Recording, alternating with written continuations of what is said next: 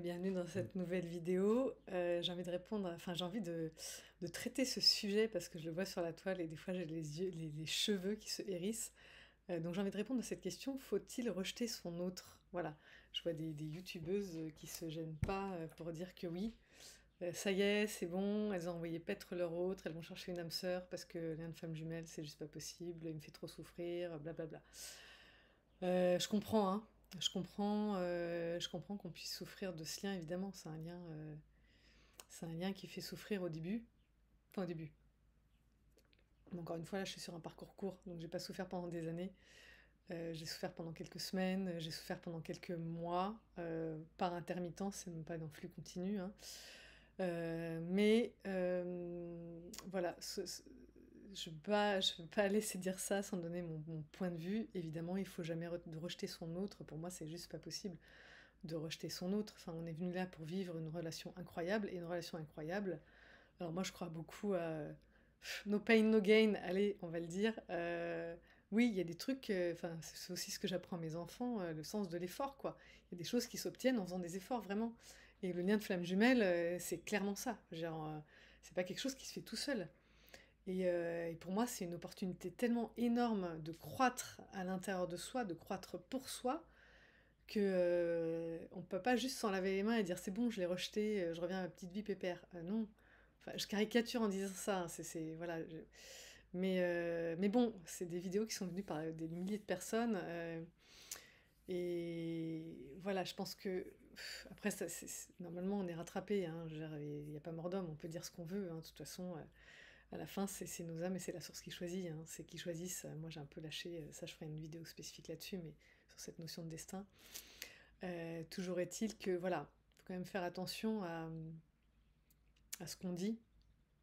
D'ailleurs, moi, j'ai pas pensé que je ferais des vidéos avant la fin de mon parcours. Enfin, voilà, j'ai senti qu'on me demandait entre guillemets hein, d'en faire la semaine dernière, mais voilà, c'est tout récent. Avant ça, je crois pas que j'aurais pu. J'aurais pas pu parce que c'est l'incertitude tout le temps, quoi. C'est-à-dire que je crois un truc un jour et puis le lendemain, je me rends compte que je me suis complètement plantée. Donc c'est difficile de dire des choses dans ces conditions-là. Et comme j'ai une formation scientifique, moi à la base, il y a des choses que j'ai du mal à partager si je sens que je suis pas quelque part, quoi. J'ai pas quelques certitudes quand même. Voilà, sachant que les certitudes, on peut aussi, voilà, il y en a pas vraiment. Mais bon, bref, toujours est-il que quand on est dans cette démarche, je pense qu'il y a quelque chose qu'on n'a pas compris. On n'a pas compris que le problème c'est pas l'autre. Le problème c'est pas l'autre, c'est pas la relation, c'est nous. Tant qu'on a des choses qui nous blessent, c'est qu'on a des blessures à travailler. C'est pas l'autre, il ne fait qu'appuyer sur des boutons, comme les gens qu'on croise dans la vie de tous les jours. Enfin, je veux dire, sur la route, les gens qui sont agressifs, on les connaît pas, on leur a même pas parlé. Je veux dire, ils sont agressifs parce qu'ils ont de l'agressivité en eux. Euh, Quand on discute avec les gens, on voit bien que face à une même personne qui dit une même chose, il y en a un qui va se mettre en colère et l'autre qui va dire pourquoi tu te mets en colère? Il a juste donné son point de vue. Voilà. Et sur la route, on va voir qu'il y en a un qui s'énerve et puis l'autre qui se rabat, qui attend que ça se passe et puis basta quoi. Donc on voit bien que les leviers sont pas les mêmes. Alors là, c'est peut-être la coach qui parle, mais une émotion ne parle que de nous. Elle ne parle jamais de l'autre, en fait. Voilà. L'autre, il peut juste venir réveiller des choses qui existent. Et d'ailleurs, moi, je l'ai vu, hein, il y a des choses. Quand mon autre faisait certains trucs, ça me plongeait dans des états émotionnels pas possibles. Et puis, quelques temps plus tard, elle me refait le même truc et j'éclate de rire. Ça me fait plus rien parce que je vois que ça lui appartient. Je vois que quand elle fait ça, c'est elle qui est dans ses jeux psychologiques. Je vois bien que c'est elle qui est dans ses masques. Et moi, ça ne m'accroche plus. Voilà. J'arrive à faire des blagues derrière, j'arrive à lui répondre de façon tout à fait clean. Voilà. Alors qu'avant, pas. Voilà. Donc je peux en parler parce que je l'ai vécu. Je l'ai vécu et oui, je suis rentrée dans des états émotionnels de merde. Et aujourd'hui, face à la même situation, il se passe plus du tout la même chose. Mais parce qu'il n'y a plus d'accroche.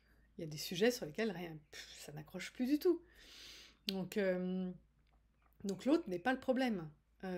Si l'autre repart vers les énergies de tierce, si l'autre retourne chercher une autre relation ailleurs, il faut aussi regarder en soi ce qui se passe.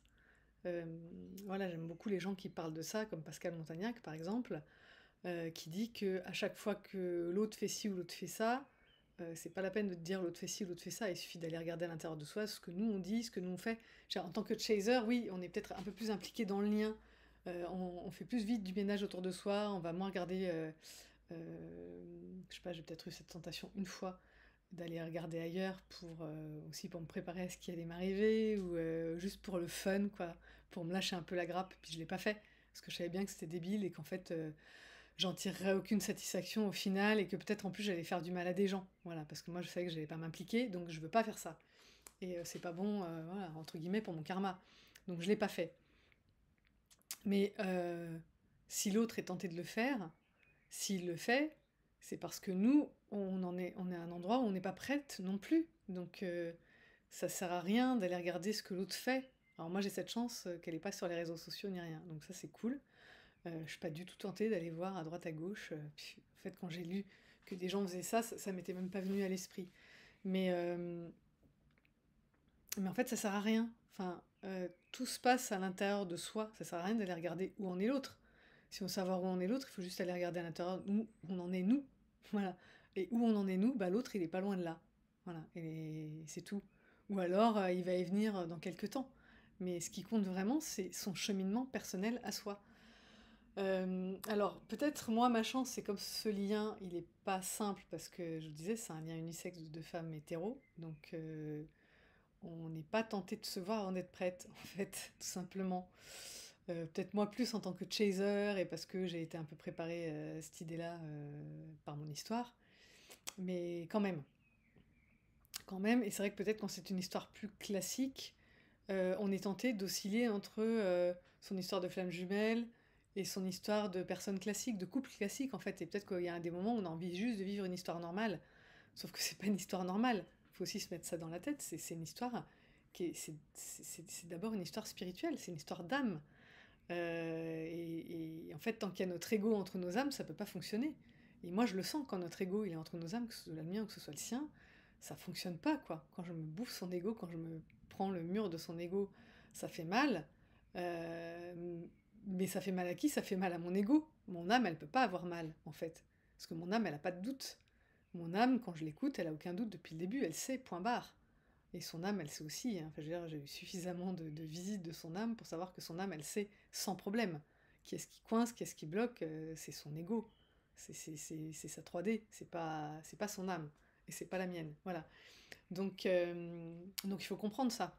Et c'est pas en allant taper plus fort dans l'ego de l'autre qu'on qu'on l'aide à lâcher son ego. Au contraire, plus on tape sur quelque chose, plus on le renforce. Plus on est dans l'exigence, plus ça résiste en face. Plus il y a cette phrase que j'aime beaucoup, c'est ce à quoi tu résistes persiste, ce à quoi tu fais face s'efface. Plus on est dans la résistance de qui est l'autre, plus on est dans le reproche, et plus on le renforce dans ses défenses, dans ses barrières. Donc je dis ça vraiment en toute bienveillance, hein, parce que moi aussi j'ai eu cette tentation du rejet, et comme je sais qu'on est très lié dans l'énergétique, c'est quelque chose contre lequel j'ai beaucoup lutté. C'est-à-dire que même le rejet énergétique, j'ai essayé de ne pas lui faire sentir. Parce que j'avais pas envie qu'elle parte loin et j'avais pas envie que ça dure 4 ans. Enfin, moi, les histoires que j'ai vues sur la toile, ça m'a fait flipper. Voilà. Et à chaque fois que je commence une vidéo, maintenant, souvent, je la termine pas parce que c'est trop long, c'est des histoires trop longues. Et moi, je sais pas que je suis pressée impatiente, mais j'ai pas envie de ramer pendant des années. Enfin, c'est pas mon délire. Par contre, je suis prête à en chier pendant plusieurs mois. Voilà, ça m'a pas fait peur de mettre le nez dans le caca et que ça pue pendant longtemps. Voilà, ça me. Je sais pas. Si j'ai un objectif, c'est pas quelque chose qui me rebute. Voilà. Si je sais où je vais, je suis vraiment capable je sais pas si. Je sais pas comment sont les autres, hein. Moi, je sais que je suis capable d'encaisser des grosses charges. Euh, donc j'ai jamais reculé devant la charge, j'ai jamais reculé devant un gros boulot. Et je sais aussi que comme je suis chaser, je nettoie des trucs à elle aussi. Et je l'ai bien senti, hein. Il y a des matins, le soir, je me couche et putain, qu'est-ce que je me sens bien. Et le matin, je me réveille mais comme une merde. Et je sais pas ce que c'est, je sais pas d'où ça vient. Et 2, 3 jours après, j'ai la réponse. Voilà, je me dis, bon, je sais pas d'où ça vient, je nettoie. Je nettoie comme si ça venait de moi. Je cherche pas dans le mental, alors que je suis quelqu'un d'hyper mental. J'ai arrêté, je nettoie, et 3 jours après, j'apprends que ce jour-là, elle se sentait comme une merde, comme par hasard, voilà. Donc, Donc moi, ça me dérange pas d'aller nettoyer pour l'autre. Par contre, de la rejeter en me disant, du coup, ça va peut-être renforcer ses peurs, ses blessures, ses trucs, et ça va être encore plus long. Non. Voilà, clairement, j'ai pas envie. Je préfère en prendre un peu plus sur mes épaules et continuer d'avancer que de me soulager en la pourrissant. Voilà. Ça m'est arrivé de la confronter, ça c'est clair. Ça c'est clair, c'est le chemin de l'authenticité aussi, hein, de pas de sortir du sacrificiel dans lequel j'étais bien moi, et confronter l'autre, oui, mais confronter, ça va pas dire déverser de la, je sais pas quoi d'ailleurs, je sais pas ce qu'on peut déverser, mais non, c'est voilà, quand tu fais ça, je suis pas ok.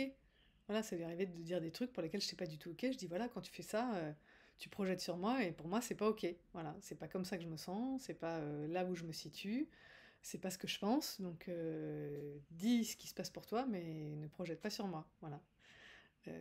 Pour moi, c'est ça. Voilà, juste ça. Et en général, ce genre de communication, ça passe. Voilà, on n'a jamais vraiment eu de cassure dans le lien. Ça m'est arrivé pendant 15 jours de faire un silence radio, mais toujours envoyer de l'amour, voilà, de faire un silence radio parce que je sentais qu'il fallait que je prenne un peu mes distances, euh, parce qu'il fallait que je lui laisse du champ. Voilà, un chaser, ça peut être étouffant pour un runner, hein. Moi, j'envoie 3-4 SMS qui sont donc comme ça, elle me répond 2 lignes. Voilà, donc pour moi, c'est frustrant et pour elle, c'est étouffant, j'imagine. Donc c'est prendre sa part aussi, comprendre que peut-être que son minimalisme, moi, ça vient me taper et que moi, un message, 2 messages, 3 messages, 4 messages, c'est too much, quoi. Voilà. Donc si moi, il y a un truc qui est pas assez d'un côté, peut-être que pour elle, c'est trop de l'autre. Et qu'à un moment donné, il faut réussir à trouver un équilibre. Donc, voilà. Vraiment, pour moi, le rejet, c'est pas du tout une solution. Ne pas prendre sa part, c'est pas une solution. Aller regarder ce qui se passe chez l'autre, alors qu'on n'a pas fini de nettoyer chez soi, c'est pas une bonne idée.